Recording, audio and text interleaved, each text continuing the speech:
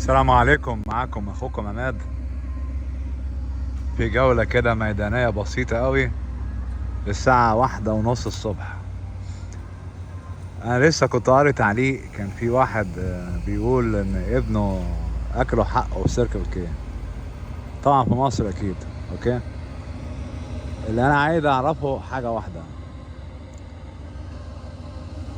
فين حق العمالة في مصر؟ ايه القوانين اللي بتحكمها؟ مفيش قوانين اصلا. يعني اي حد بياكل اي حد حق جوه مصر. دي معروفة الحكاية دي. يعني يا جماعة، أنا لما كنت بنتقد مصر مش بنتقدها من فراغ، بنتقدها من الأوضاع السيئة احنا بنشوفها دي. أوكي، يعني عندك هنا في أمريكا لو حد أكل حق عامل، إن شاء الله حتى بيمسح أطباق، إن شاء الله حتى يكون غفير، أوكي، في وسائل معينة إنك أنت تشتكي وتقلب المحل ده. طب أنا أحكي لك قصة غريبة جدا. أنا لما جيت أمريكا كنت لسه بقى جديد والكلام ده، تمام. كنت شغال في مصنع بيعاملوا الناس كأنهم عبيد. والله كان في فيرجينيا الحكاية دي. اوكي، مش هنا يعني. اوكي، زمان خالص بقى. اوكي، لسه صغير والكلام ده. ودخلت الحمام، لقيت الحمام ده اوراق التواليت مرمية على الارض، الكنيف ريحته وحشة جدا ووسخ، ما فيش صابون تغسل بيه ايدك.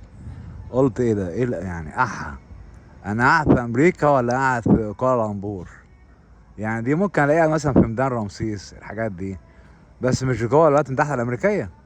رحت عملت ايه؟ قدمت فيهم شكوى في وزاره الصحه ووزاره العمل. ماشي، اوكي. اقسم برب العزه والمصحف الشريف، مفيش يومين كنت لسه شغال في الموضوع ده، جه المدير عايز يجتمع معانا. انا عايز اعرف مين اللي قدم شكوى فينا، يرفع ايده كده يقول لي ما تخافوش مش هيحصل له حاجه. اوكي، طبعا ولا رفعت ايدي ولا بتاع ولا قلت له اي حاجه. اللي حصل انهم عينوا واحد عامل نظافه مخصوص عشان ينظف دورة المايه. ايه رايكم؟ تمام. وبعد ما كانت يعني الحمام ده كان زباله، اصبح دلوقتي حاجه ايه، 5 ستار. اوكي، بالتالي انا عايز اقول لحضرات في امريكا، لما بتلاقي اوضاع غلط وبتشتكي بيرجع حقك. مفيش الكلام الاهبل ده احنا بنسمعه في مصر والكلام ده. واحد مثلا جاله تفرقة عنصرية واترفض، في ادارة، في مدير، تمام، في الشركة الرئيسية تشتكي، واخد بال سيادتك. وطبعا الشركات دي بيهمها سمعتها جدا. بالتالي لما حد بيقدم شكوى في المواضيع دي، اللي بيحصل انهم بيحققوا فيها. اصل بص يا جماعة، لو حتى قلنا ان امريكا فيها فساد، تمام، الفساد ده مش هيجي من المسؤولين، بيجي من الناس اللي هم اصحاب المشاريع.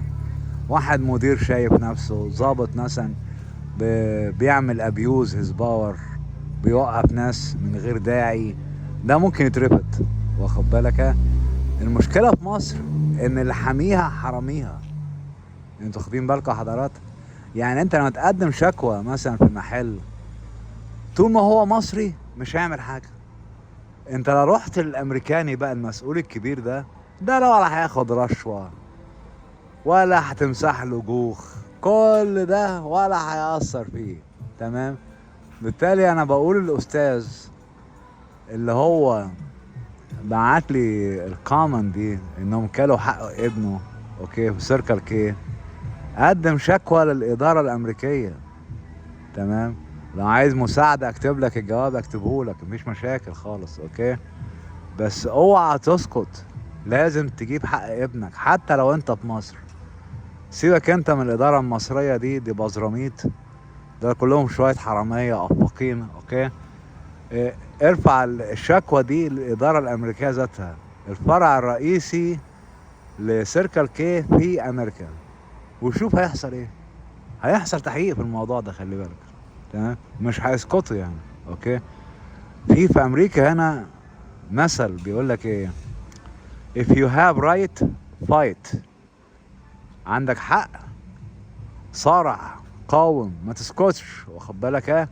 لان نظام المؤسسات في امريكا بيساعد الناس انها تجيب حقها. نظام المؤسسات في مصر بيضيع الناس حقها، لان احنا دولة متخلفة من الاخر كده. اه والله احنا دولة فعلا متخلفة حضاريا، انسانيا، ثقافيا. يعني كفاية حتى المزيكا احنا بنسمعها يعني تدل على التخلف اللي احنا فيه. اوكي، يعني ده كمثال يعني. اوكي، بالتالي انسى بقى ان ده مجتمع مصري، واعمل الشكاوي كلها في الاداره الامريكيه. اعمل كده وهتشكرني في الاخر ان شاء الله. والسلام عليكم ورحمه الله وبركاته. وفي النهايه بقى يا جماعه، عشان بس ايه نغير المود ده اللي هو بتاع الزعل. شايفين الناس هنا في امريكا بالليل الساعه 2 الصبح؟ الساعه 2 الصبح يا جماعه. اوكي، يعني شوف لسه بيخرجوا عشان يوم السبت. اوكي، وده واوا يعني المشهور واوا ده. عامل زي هناك كلاب. انا لما اكون زهقان باجي هنا على طول واقعد هنا. اوكي، 24 ساعة 7 ايام في الاسبوع. تاكل بره زي البنتين الحلوين دول صغيرين في السن. اوكي، ياكلوا يتكلموا، دول طلبة كلهم، اغلبهم طلبة. اوكي، والناس قاعدة هنا تغير جو، ريلاكس، حاجة كده، تشرب قهوة، تاكل حاجة بسيطة يعني. والاسعار هنا غير مبالغ فيها طبعا. الاسعار هنا رخيصة، مش غالية، مش زي الحرامية اللي كان بيدافع عليهم عمرو اديب. يقول لك في واحد بيبيع ازازة مية ب 250 جنيه في الساحل الشمالي، هو بيقول لك هم عندهم ايجار، هم عندهم مصاريف، ما لازم يبيعها غالية. يا راجل حرام عليك، ده انا الكلام ده انا عمري ما شفته في امريكا بحالها. وبيدفعوا ايجار 10 اضعاف اللي هم بيدفعوه في مصر. يعني ارحمونا، يعني ارحمونا، لا تبرروا السرقة والفساد. والسلام عليكم ورحمة الله وبركاته.